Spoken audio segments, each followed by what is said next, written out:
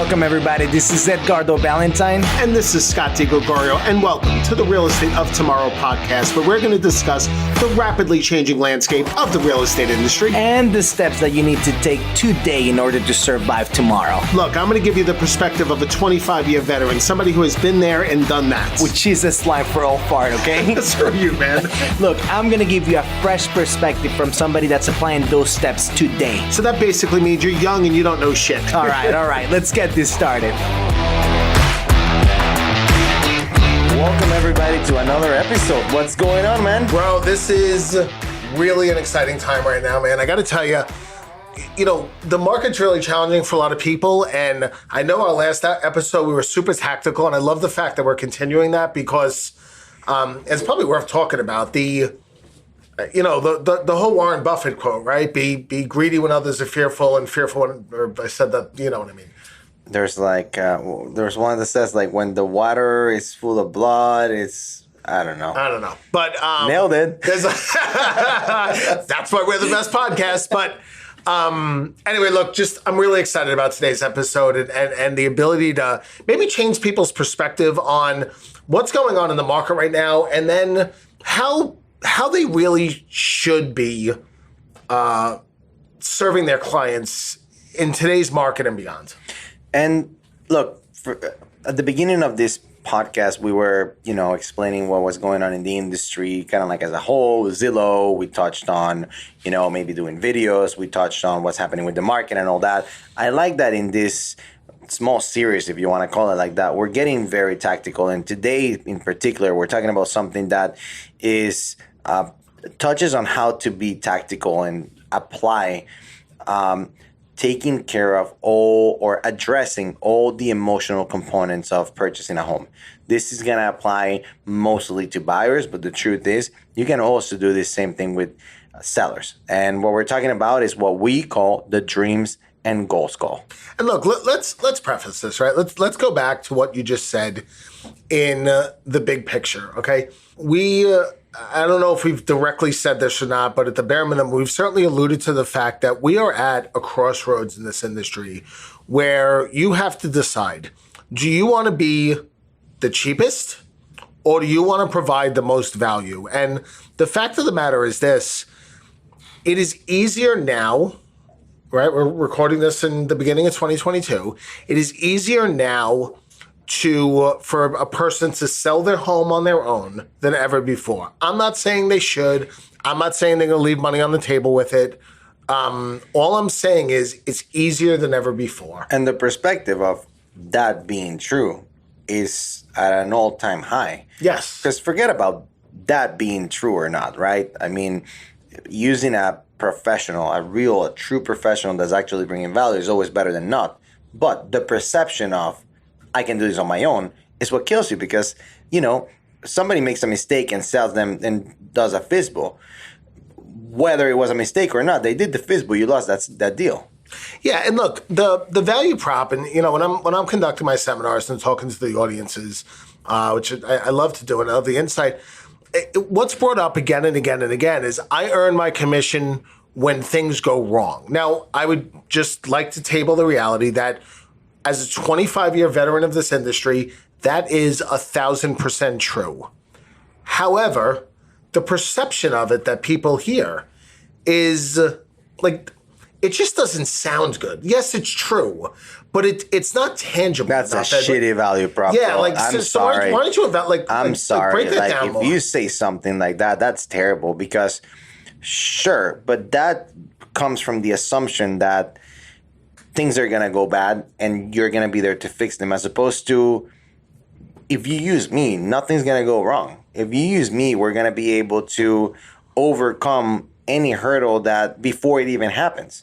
We're going to answer any question before you even have them. So, yeah, I mean, look, I would argue, though, you just stated terrible. The same thing in a more eloquent way, which obviously should be done. But it's still not enough of a value prop in this market, right? On the lending side of things, a buyer calls the lender talks to them for 8 minutes, shoots them over an application link, they upload their documents, they send them out a qualification letter, and I've done my job. Yeah, you have, but that's a job that could be replaced by an algorithm. So you better be careful. And that's what we're going to talk about today is how do we really provide value and how do we do so in such a way that allows us to remain in our clients' lives for years and years to come in a way that's valuable to them.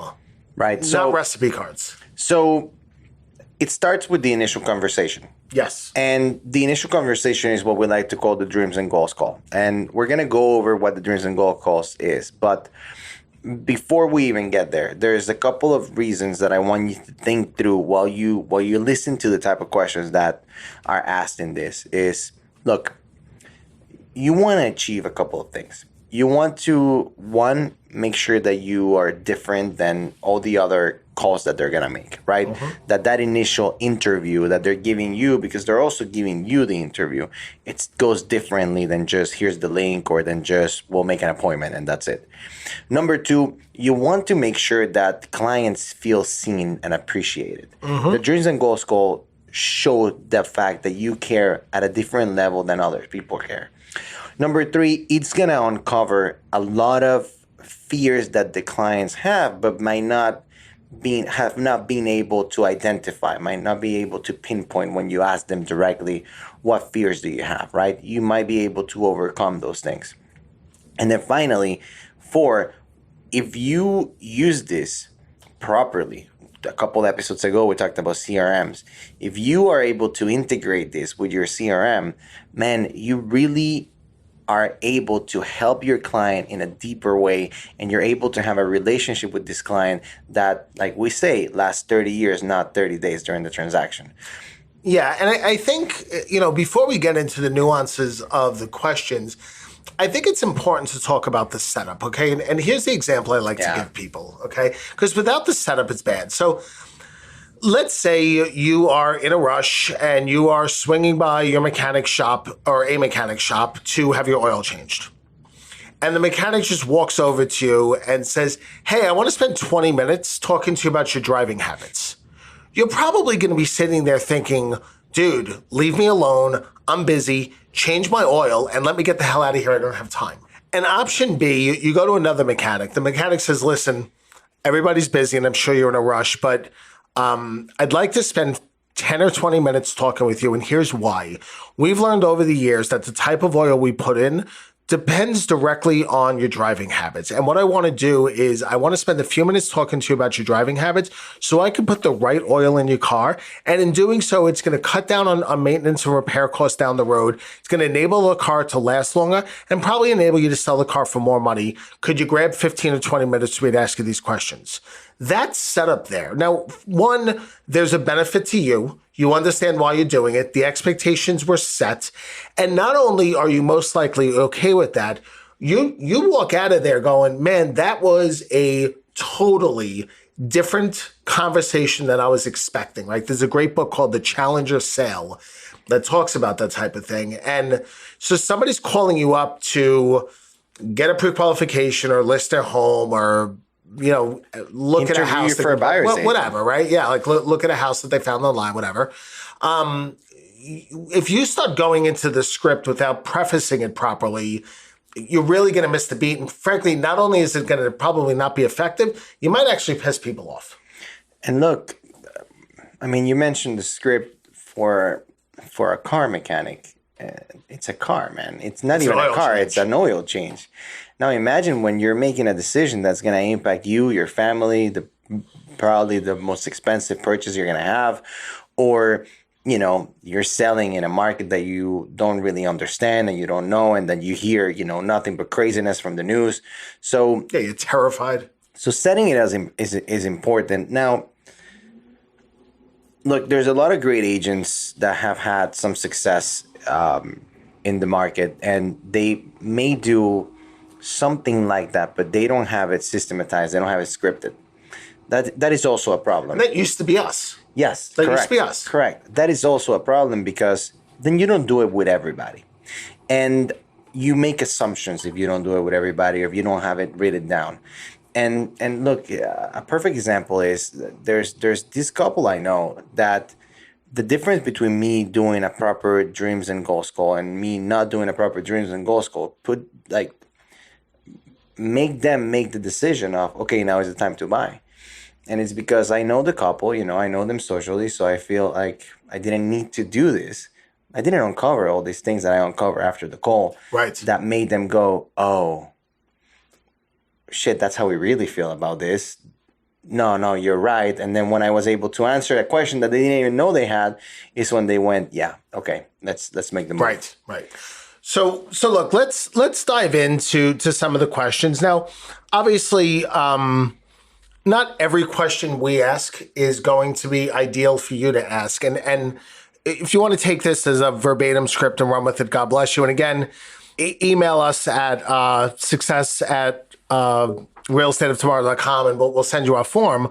But so, the purpose of this is either to use this directly as a script, but really more so to open up your mind to developing your own questions. And like Ed said, make sure the answers to these questions end up in your CRM so you could reference them for years to come. And the first one is big. What are your current and future goals relating to listing your house, buying a house, what have you? And then also, what fears do you have? And I like to tee up that question a little bit. Go look, people I talk to right now, they're afraid of a market crash. They're afraid of appraisals coming in low. They're afraid of rising interest rates. They're afraid of being priced out of the market. Those are the types of things I hear all the time. Or bring it back to your personal experience, right? I mean, hey, I know that when we bought our house, my wife and I were afraid of things that were actually different from one another. Maybe I was afraid of making a purchase that, the down payment was going to be too much and, what's the smart play? I was afraid of not being smart about it. Maybe my wife was more afraid of, the commitment of having to be in a place for 30 years.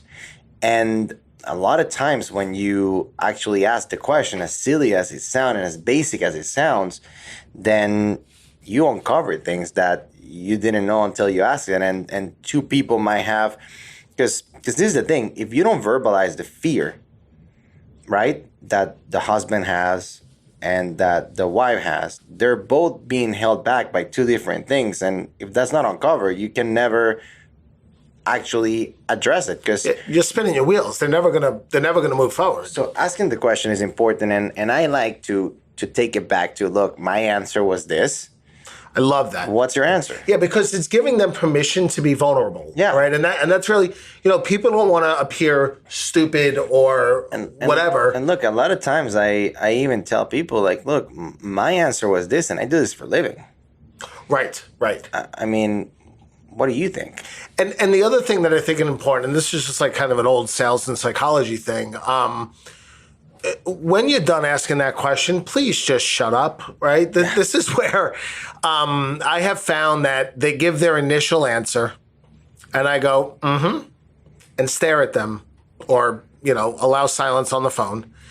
And then after a couple of seconds, they give you the next answer, which I personally feel is usually the actual answer. Yeah. And I go, wow, you know what? Either I have felt that way, never spin, or like complete honesty. Either I have felt that way, or man, I have had client after client say that to me about the years, and I'm definitely going to address that. What else is on your mind? Yeah.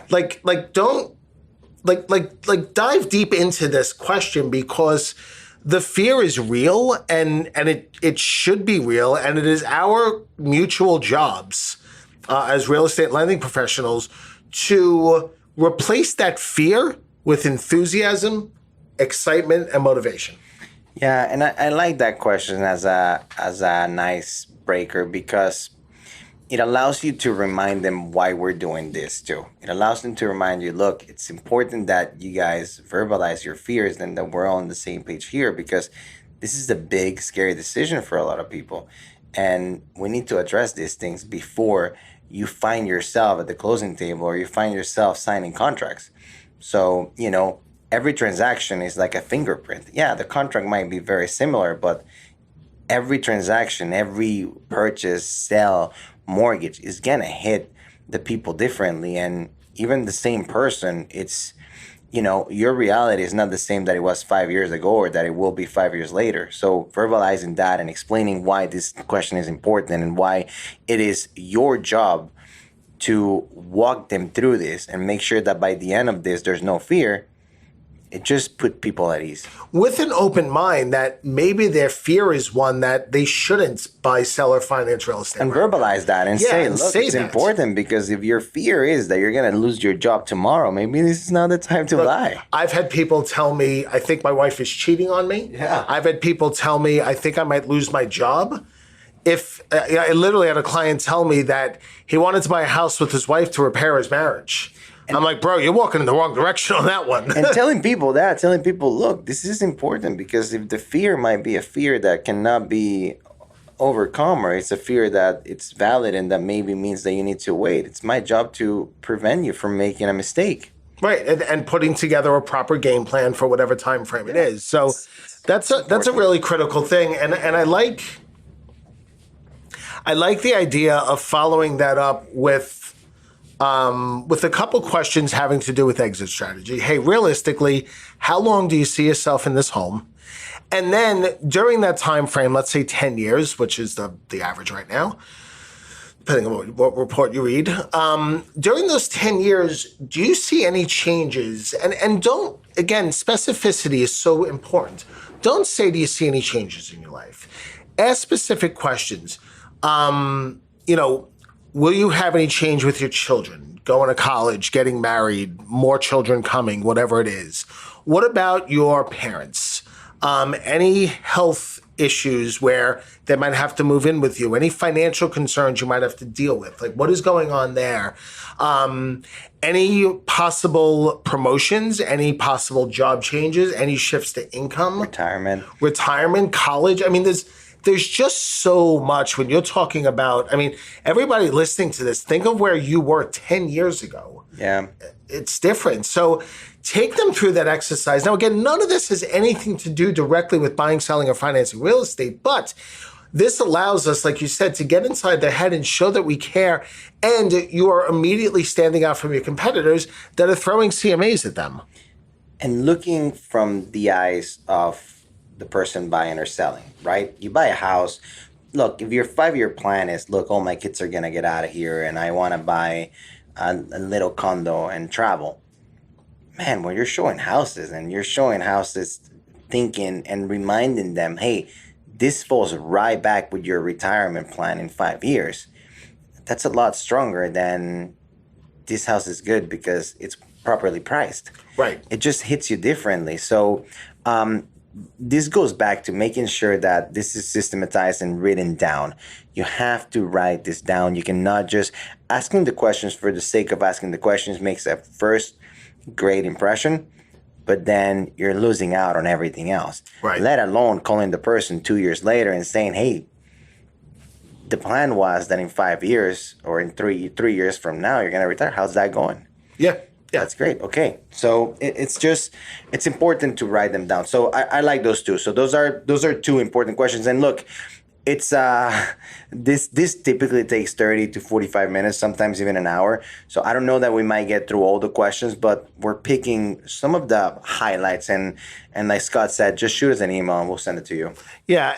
Another question that I'd like to ask is, what is your maximum purchase price? And I love this follow-up question. How did you calculate that? Yeah. That's a really good question. And how many times do they say Zillow? Yeah. Time after time after time, people just stare at me like PFA, which if you don't know what that stands for, that means pluck from air. Like, it's a completely different way to get inside their heads with things. And most of the time, honestly, people look at me, they go, I don't really know, or my friend said so, or that has a $2,000 a month payment and that's where I'm comfortable, which is usually wrong, or whatever, right? So let's get into that. And if they do give you a detailed answer, If they do give you a detailed answer, those are what I call spreadsheet people. They're probably a lot more analytical, and that should change the way you talk to them and show them information moving forward. But more often than not, what it's going to lead to is a great conversation about the pros and cons of various price points that they could look at of things like, I've told, well, I want to keep my house price here. Oh, okay, if you buy a house at that price range, you are 99% sure going to need to do repairs on that house, and you don't have the money to do that. So is it easy? Like, what is the plan there? Not that that's wrong, just, well, I'm really good with my hands and I get an annual bonus and I'm going to use my bonus every year to fix up the house. Okay. Sometimes it's, oh, I didn't think about that. In fact, most of the times it's, I didn't think about that. So it's another great way to get inside their heads a little bit and have them thinking about things. Look, your goal should be very simple. You should be answering questions that they haven't even thought to ask yet. That's great. The next set of questions, it's where a lot of people get really uncomfortable. Yeah. And they get uncomfortable. What's interesting about this is they get uncomfortable. The person asking the questions is more uncomfortable than the person receiving the questions, right? Because people like to talk about themselves. People like to plan. People like to, especially after you go through the first two, which is really emotionally deep. The next questions are easier to receive when they're asking them to you. But this is where a lot of the insecurities and fears of the person asking come out. And these are questions like, what are your retirement plans? What is your life? Do you have a life insurance? How much do you have in liquid funds and retirement funds? What are you going to do with the proceeds of the sale? And look, both from a lot of people that we train in the mortgage side and also, a listing agent, the fear comes from the fact that they don't feel like they are trained or entitled to ask those type of questions. They're qualified. You have to have a mindset shift when it comes to this. You're not pretending to be a retirement advisor. You're not pretending to be a financial advisor. You're not pretending to be an estate planner. You're just gathering information. And this allows you to put people in the right place and introduce them to the right players later on. And you can tell them that. You can tell them, look, because I do this for a living and because I encounter a lot of people that real estate ends up being the largest asset of their life, it's very important to me that I take care of my clients beyond just this real estate transaction. So if you don't have a retirement plan in place, if you don't have a estate plan in place, I know a great resource that I can put you in contact with, because this needs to be as important as all the things that I'm going to help you with through this transaction. Absolutely. And not more. Look, I had a conversation the other day, great couple, right? And I said, hey, take me through another great question. Talk to me about your future real estate goals. Now, that should be a layup question, but I don't see many people asking it. Yeah. But they said, well, look, the kids are going to get older, and when they're out of the house, we both work from home. We want to buy a house in North Carolina, live there for 3 years, and then maybe sell that and buy a house in Texas, and then maybe sell that and buy a house out west, and what have you. And they wanted to experience the country in 3-year chunks of time. Awesome, like really cool plan. And I went with it, like, hey, like, why is North Carolina first, and why is Texas on the list, and just those types of things. It was interesting, and I got to a question that, again, a lot of people are uncomfortable with, which was generational wealth. And I said, look, moving forward with your children, with your parents, do you see any inheritances coming from your parents? Do you see any bills coming from your parents if you have to pay for their health cares or something? One person said, no, like, my parents are good. It's not going to be a bill, but it's definitely not going to be an inheritance. And the other person said, actually, there's probably a pretty substantial inheritance. And I said, all right, they didn't tell me the number and it didn't matter. And I said, wow, that's cool. Have you guys worked that into your plan? And we were on like a Zoom call, and they both looked at each other and went, holy crap, no. I go, okay, well, look, I don't know if you know the figure you want to share it, cool, but whether you know it or not, how does that look? Like let's layer that into the plan. And they looked at each other and said, holy shit, we might be able to have 2 or 3 houses at a time, bounce around a few of them. And I said, that's cool. Or you still do the one home, but maybe you buy 2 investment properties to help fund your traveling. And they went, wow, I didn't even think about that. And we went down this whole rabbit hole that would have never happened. And when we were done, all they said to me was, that was incredible that you brought things to my attention, Scott, that had never crossed my mind before. There's nothing to do with mortgages. And like you said, Ed, I'm not qualified to give somebody advice on how to put together a will. Here's what I know. You should have a will. That's it. That's all I know. You can identify the need and then follow it up by saying, look, I see a lot of clients making the mistake that they start acquiring a lot of assets and they don't have a proper estate plan. They don't have a proper will. That's a mistake that you don't want to make. Yeah. So please do yourself a favor and look, I have a great contact. And look, from a tactical standpoint, doing the right thing is always the right thing. This allows you to do the right thing and touch people beyond just the actual transaction.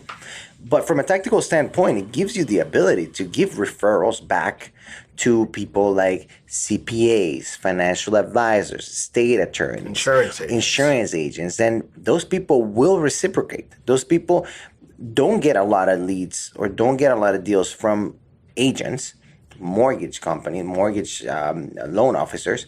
And if you start sending them deals, they will reciprocate. The other thing too that I like is, look, think about how this question, if you're fearful of asking those questions, think about the possibility of the answers, right? If they ask you, look, that's none of your business, why are you asking this? First of all, you didn't set it up properly. Up to then, you've made some mistakes, but it's very easy to just say, look, this is things that, like I said before, a lot of people made the mistake of not having, and I just want to make sure that we don't just focus on buying the largest liability or asset of your life and not look at everything from a holistic point. And I know a lot of people that can help you with that. Yeah, and look, and like you said, it's all about the setup, right? What I like to tell people is, hey, have you ever gotten a mortgage before? Yes, you have. Okay, great. Let me guess. You spoke to somebody briefly. They sent you some sort of a application online, a link or some have you. You filled it out. You uploaded some paperwork, and they sent you a letter. Is that about how it went? And they went, yeah, that is. I go, well, first off, I'm sorry. That is the norm in the industry, but that's not the right way to do it. For example, there are times that I've talked to people and they said, hey, you know what? My parents are sick or are getting sick. They're probably going to have to live with me. And maybe I advise them to buy a slightly larger home or at least a differently configured home. And they go, well, we're going to sell and buy at that time. They go, okay, well, that could take time. And that costs money. So, let's explore that. Or other times I find out that there's going to be a bill coming where maybe I talk people, we look at less expensive homes. So what I want to do is I want to make sure that, there's a statistic out there that 41% of people that buy have some regrets within 2 years of buying. I want to make sure that my clients are never in that percentage. So I'm going to ask you some questions that are questions you've probably never been asked before, but it's going to enable me to understand your entire situation and guide you right. So make sure that you don't have any regrets 2 years from now. Not to mention, I'm going to stay in touch with you after closing in a meaningful way to make sure that these boxes get checked as we go. Is that okay with you? Yeah. So you set it up properly. They're not going to get mad. So the other answer that they could give you is just a real answer, and then you have a conversation. That's great. You can refer them to people. You can try to help them, all that. Or the other answer is, look, man, I have a great financial advisor, or I have a great CPA already. Where the follow-up question to that is, awesome. From 1 to 5, what would you grade them? What's great? Well, sometimes they second guess that first statement, but if they say, look, it's a 5, then you go, you know what? It's very rare to find people that grade their CPA that high. Is it okay if I contact them? Because I would love to refer them to my other clients that are not so happy with their CPA. It's just, look, we have opportunities in every single transaction that we have, in every single person that we encounter. It's just about, looking for those opportunities. And this gives you the opportunity to do the right thing and to start establishing other type of sources of business. Absolutely. And that's something that I've said for years from the stage to my audience is real estate agents are so often looking for the next consumer as opposed to the next referral source. And the referral source, an army of people referring you from CPAs, financial advisors, estate attorneys, insurance agents, et cetera, is 100% the way to go. So we're running out of time here, but I hope your mind is reeling with all of the opportunity to serve better, to generate more business. And guys, I want to mention this because this is the biggest thing. When I'm done having those types of consultations with people, I feel so proud of myself. Like I'm really, really making a difference. And the truth is this, the overwhelming majority of real estate and lending is completely transactional in nature. And this initial conversation immediately sets you apart, will increase your referral business, and you will just walk around feeling damn good about what you're doing out in the world. And that should be number one on your priority list. So to wrap it up, dreams and goals call, extremely important. What's important about it, you have to know how to set it up. Figure out how to set it up. It doesn't even have to be just you who set it up. You can have somebody in your team, but get the right script and set it up. And then don't be afraid of writing down the questions and then ask them, okay? We talked about a couple fears and then, what the plan is in 5 years. And don't be afraid of going deep in areas that might not seem like your area, but where you can bring a lot of value. And honestly, guys, life-changing value.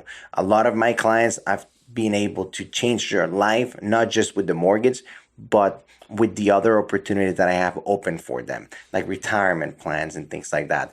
So guys, start doing. This is, like I'm saying, this is the tactical episodes that we're doing right now. So just start applying. 81% of people that retire in America right now, 100% of their wealth is in their home's equity. If we are not teaching people how to manage that properly, we are doing a terrible disservice to people. Introducing them to people that can help them manage the property. Exactly. It's a big miss. It's a big miss that will hurt your clients and your business. So look, man, hopefully we've inspired you. We've gotten you looking at things in a different way. Go ahead and get that book, The Challenger Sale. It's a kick-ass book, red cover. I forget the guy's name. It doesn't matter. You'll find it. Just Google it. And send us an email if you want a copy of the form we use. Also, if you're a kick-ass financial advisor, real estate planner, estate planner, any of those other financial industries, hit us up. Right. Yeah. Or if you know somebody that's amazing, we're always looking to people to refer. That sometimes there's people that are in this area that don't necessarily work in other areas. So please hit us up. We would love to set up an interview with you guys and start sending you people. Yeah, these are the types of services we provide to our real estate partners and our clients now. We're always looking for good people. So that's what we got, man. Guys, hit us up in 2 weeks. We have the next one is a really, really great episode entitled Vacation Home Buying Will Never Be the Same, because there were some big changes made, a little bit more heavily focused on the financing side of things. But if you deal with any sort of vacation home buyers, you can't miss the episode because the changes were enormous. And not good, guys. That's a little teaser. They were not good. All right, guys, listen, have a great one. Send us an email, success@realestateoftomorrow.com. I will see you in 2 weeks for the next episode of the greatest podcast in real estate. Dreams and goals call, baby. See ya. Well, thank you guys for listening. And now it's your turn to implement everything you learned today. Look, you have a question, you have a topic for a future episode? Share with us. Yeah, tell us what you're doing. What are you doing today so you could be successful tomorrow? Send us an email at success@realestateoftomorrow.com. And don't forget to leave us a review, an honest review. Screw an honest review. Leave us a 5-star review. And for every 5-star review we get, we're going to send you a badass real estate meme t-shirt. Those shirts are hilarious. See ya.